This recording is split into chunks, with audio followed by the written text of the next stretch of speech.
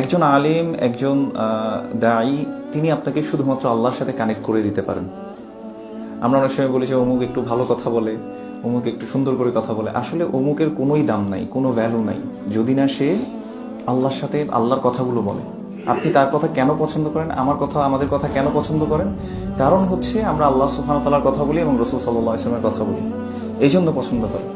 এই জন্য আমাদেরকে একটা জিনিস মনে রাখতে হবে, আমাদের কাছে এমন একটা জিনিস আছে, যদি আপনারা সবাই এটা আমলে আনছেন, সেটা হচ্ছে কোরআনের মজলিসগুলোতে আসা, কোরআনকে ভালোবাসা।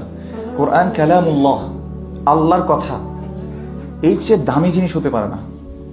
আল্লাহ সুবহানাহু ওয়া তাআলা এই কোরআনকে সম্মানিত করেছেন। শাহরু রমাদান আল্লাযী উনজিলা ফীহিল কুরআন হুদাল লিন-নাস ওয়া বায়িনাতিন মিনাল হুদা ওয়াল ফুরকান।